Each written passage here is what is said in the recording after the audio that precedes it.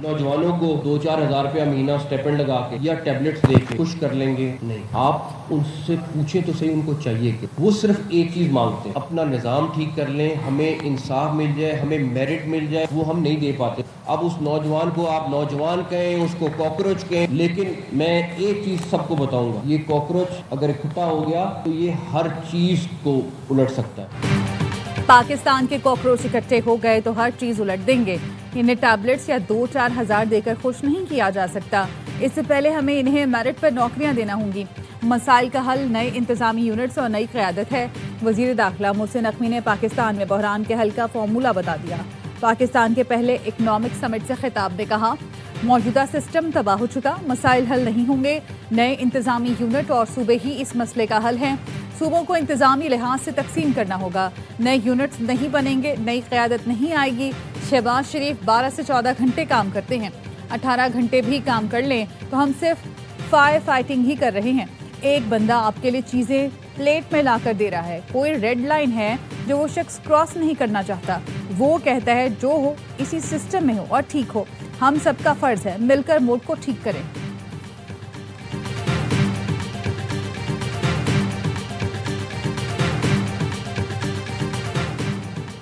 Field marshal ने कई बार कहा, जमहूरियत को डीरेल नहीं होने दूंगा। वज़ीर दाखिला मोहसिन नकवी की सहाफ़ियों से गैर रस्मी गुफ्तगू, कहा ये हुकूमत अपनी मुद्दत पूरी करेगी, मैं सदारती निज़ाम की बात भी नहीं कर रहा। इस वक्त हर सियासी जमात सिर्फ अपने बारे में सोच रही है। नून लीग पीपी नहीं, पीटीआई को भी निज़ाम बेहतर करने में इकट्ठा होना पड़ेगा। फील्ड मार्शल जितने मर्जी अमरीका से ताल्लुकात ठीक कर लें, जब तक सियासतदान निज़ाम ठीक नहीं करेंगे उस वक्त तक मेहनत का कोई फ़ायदा नहीं होगा। कश्मीर का मामला कश्मीरी हुकूमत देख रही है, मेरा अमल दखल नहीं। मैं वफाकी वज़ीर दाखिला ही रहूँगा, वज़ीर ख़ारजा कहीं नहीं जा रहा। बानी पीटीआई के हवाले से अदालतें फैसला करेंगी।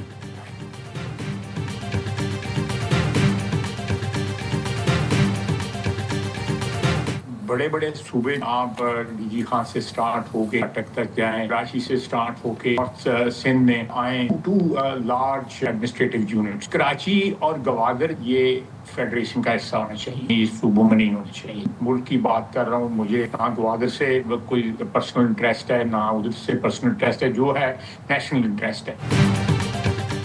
कराची और गवादर वफाक के ज़ेर इंतज़ाम होने चाहिए, ये दोनों शहर सूबे में नहीं होने चाहिए। वज़ीर दिफा ख्वाजा आसिफ ने भी मुल्क में इंतज़ामी यूनिट बनाने की तजवीज़ दे दी। प्रोग्राम खबर में गुफ्तगू करते हुए ख्वाजा आसिफ ने कहा, नए इंतज़ामी यूनिट्स बनना पाकिस्तान के लिए अच्छा शगुन होगा। लिसानियत या सूबाइयत की बुनियाद पर सूबा नहीं होना चाहिए। ऐसा निज़ाम जो मौजूदा और 50 साल की ज़रूरत के मुताबिक चल सके। हाइब्रिड निज़ाम ही सिस्टम में तब्दीली की गारंटी है। बहुत से बड़े फैसले इसी के तहत अगले 2-3 माह में हो जाएंगे। अगला इलेक्शन नए स्ट्रक्चर के तहत हो सकता है। तमाम पार्टीज को बड़े फैसले आंखें चुराने के बजाय असल मसले को सामने रखकर करना होंगे। नए सूबों पर सब मान जाएंगे। सूबों की बात तो बड़े अरसे से हो रही है, मगर मोहसिन नकवी की हिमायत इतनी अहम क्यों? क्या सियासी जमातें फ़ाल लोकल निज़ाम बनाएंगी या अपनी बादशाहतों से हाथ धोएंगी? शहबाज शरीफ जितनी तेज़ी से मामलात निपटाते हैं उसके हम सब गवाह हैं।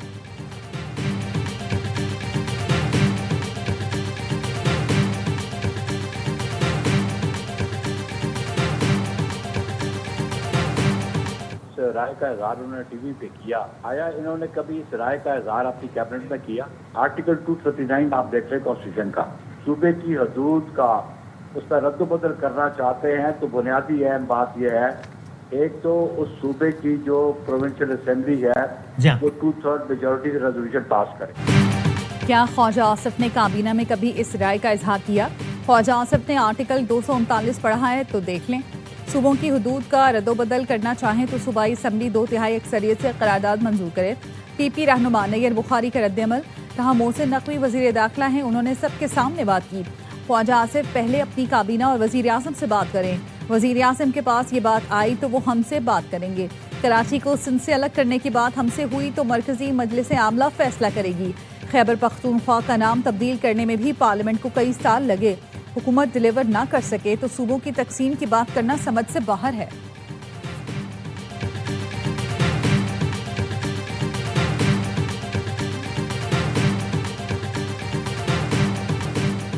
इलेक्शन चोरी किए तो वफाकी हुकूमत की उल्टी गिनती शुरू होगी। बिलावल भुट्टो ने भी एहतजाज की धमकी दे दी।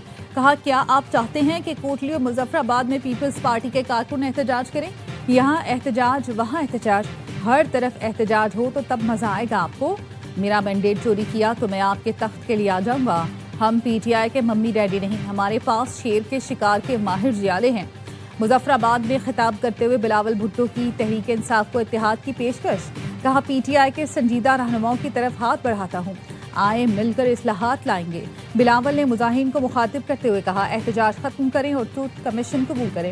الیکشن کا فیصلہ بیلٹ سے ہوتا ہے، بولٹ سے نہیں۔ حق کی حاکمیت کا مطلب ہے ووٹ گنے جائیں، لاشیں نہیں۔ وسائل کا منصفانہ مالی حصہ ملنا کشمیر کا حق ہے۔ الیکشن کے بعد آئینی کنونشن بلائیں گے، کشمیری مہاجرین کی حقیقی نمائندگی محفوظ رہنی چاہیے۔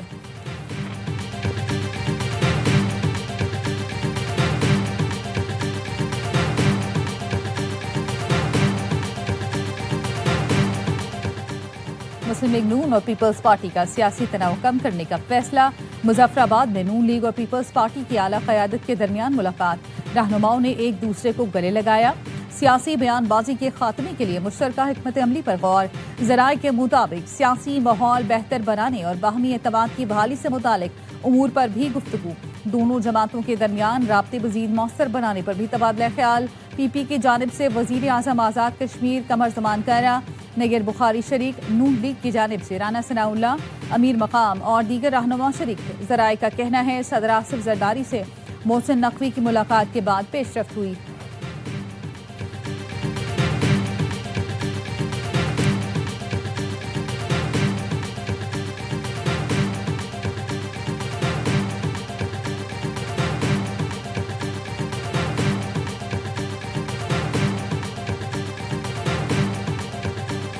کشمیری سراپا احتجاج ہیں تو انہوں نے ٹروتھ اینڈ ریکنسیلیشن کمیشن کے قیام کا مطالبہ کر کے آزاد کشمیر کے عوام کے مسائل کے حل کے لیے اقدام وار کرنے کی کوشش کی۔ جو یاسین صاحب آپ کی قرارداد کے لیے رائے شماری کے لیے میں جو اراکین موجود ہیں ان سے یہ گزارش کرتی ہوں کہ جو اراکین اس قرارداد کے حق میں ہیں وہ ہاں کہیں، جو اس کے مخالف ہیں وہ نہ کہیں، قرارداد منظور کی جاتی ہے۔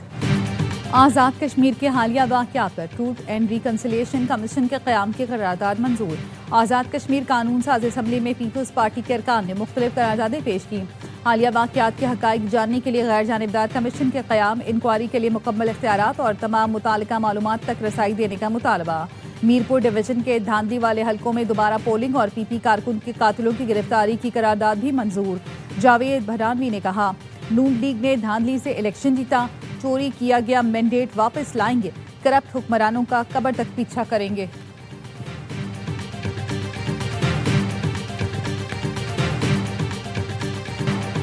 ایران نے اردن میں 3 امریکی لڑاکا طیارے تباہ کرنے کا دعویٰ کیا۔ پاسداران انقلاب نے اردن کے الارزق ایئر بیس پر حملے کی ویڈیو جاری کر دی۔ دعویٰ کیا حملے میں متعدد امریکی افسر اور تکنیکی اہلکار بھی مارے گئے۔ پاسداران انقلاب نے خبردار کیا کہ امریکی حملوں میں مددگار ملک سخت جواب کے لیے تیار رہیں۔ خطے میں امریکی فوج کی موجودگی برداشت نہیں۔ امریکی فوج کمانڈ نے ایرانی دعویٰ مسترد کر دیا۔ سینٹکام نے بیان میں کہا اردن میں F-35 طیارے تباہ یا نقصان کا شکار نہیں ہوئے۔ امریکہ کے ایران میں پاسداران سمیت کئی اہداف پر حملے۔ ایرانی فوجی کمانڈ مراکز، میزائل اور ڈرون تنصیبات کو نشانہ بنایا۔ زنجان میں پاسداران کے 3 اہلکاروں کی شہادت کی تصدیق۔ جزیرہ قشم پر حملوں میں کئی افراد شہید ہوئے۔ ہرمزگان، خوزستان، اہواز، ابدان میں بھی دھماکے سنے گئے۔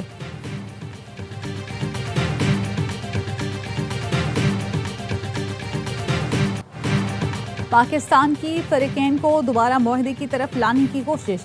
ترجمان دفتر خارجہ کہتے ہیں امریکہ اور ایران میں مذاکرات جاری ہیں۔ آبنہ ہرمز کی صورتحال معمول پر لانے کے لیے فریقین رابطے میں ہیں۔ باب المندب میں تبدیلیاں تشویشناک ہیں۔ مخاصمت کو خطے کے دیگر حصوں تک نہیں پھیلنا چاہیے۔ سعودی عرب کو اپنے دفاع کا مکمل حق حاصل ہے۔ جرمن نشریاتی ادارے کی دستاویزی فلم گمراہ کن ہے۔ پاکستان اسے مسترد کرتا ہے۔ جان بوجھ کر پاکستانی نیوکلیئر پروگرام پر غلط فہمی پھیلانے کی کوشش کی گئی۔ پاکستان کا nuclear command and control system بین الاقوامی معیار کے مطابق DW کو بنیادی صحافتی اقدار پر عمل کرنا چاہیے۔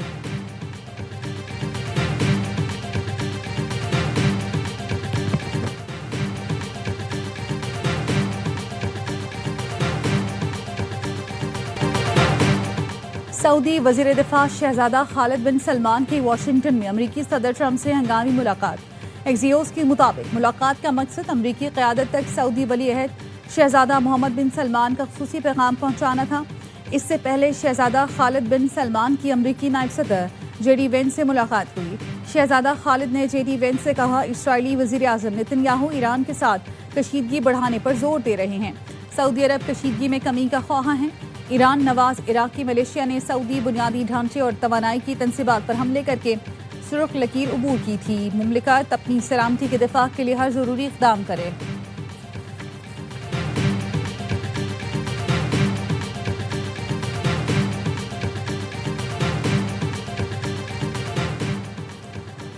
سعودی عرب کی بین الاقوامی بحری دفاعی اتحاد کے قیام کی جانب اہم پیش رفت۔ عالمی بحری اتحاد کے لیے سعودی عرب نے اہم اجلاس 43 ملکوں کی فوجی سربراہوں، نمائندوں اور یورپی یونین کے وفد نے شرکت کی۔ بحری سلامتی، بین الاقوامی بحری گزرگاہوں، جہاز رانی اور عالمی تجارت کو درپیش خطرات سے نمٹنے کے لیے تنظیمی ڈھانچے، کمانڈ اینڈ کنٹرول اور آئندہ اقدامات پر غور کیا گیا۔ سعودی عرب اتحاد کا بانی اور مرکزی ہیڈ کوارٹرز ہوگا۔ سعودی عرب، پاکستان، ترکی، مصر، قطر، بحرین، کویت، اردن، یمن، بنگلہ دیش، نائجیریا، سوڈان، جبوتی اور صومالیہ نے مشترکہ بیان جاری کرتے ہوئے اتحاد کی حمایت کا اعلان کیا۔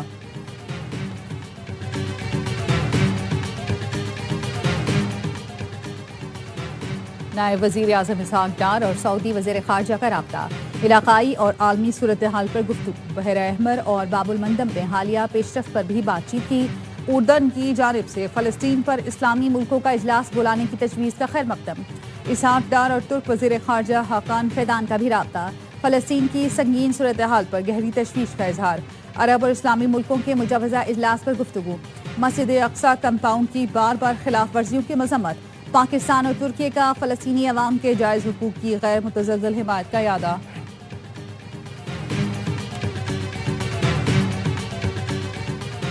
ایران پر حملوں کے لیے امریکہ کو فوجی اڈے نہ دیں، ایران نے بلغاریہ اور قبرص کو خبردار کر دیا۔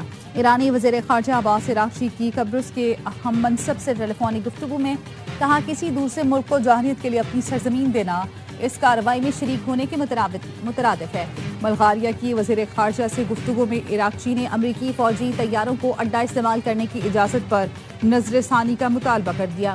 خبردار کیا کہ ایران اپنی سلامتی کے دفاع سے گریز نہیں کرے گا۔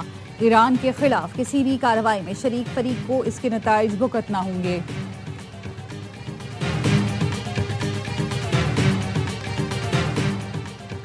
پیٹرول 1 روپے 9 پیسے فی لیٹر مہنگا، نئی قیمت 336 روپے 15 پیسے فی لیٹر مقرر۔ ڈیزل کی قیمت میں 2 روپے 42 پیسے کا اضافہ، ڈیزل کی نئی قیمت 393 روپے 4 پیسے فی لیٹر مقرر۔ اوگرا کی منظوری کے بعد پیٹرولیم ڈویژن نے اعلامیہ جاری کر دیا۔ زندگی میں میری جان، اگر آزمائش اور گمراہی نہ آئے تو نیک اور بد کا پتہ کیسے چلے؟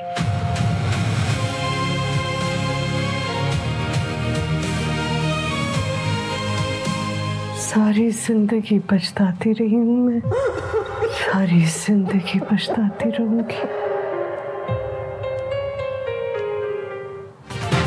اور انتظار کی گھڑیاں ختم، فریز انٹرٹینمنٹ کا میگا ڈرامہ در نجات آ رہا ہے 1 اگست کو رات 8 بجے صرف ARY ڈیجیٹل پر۔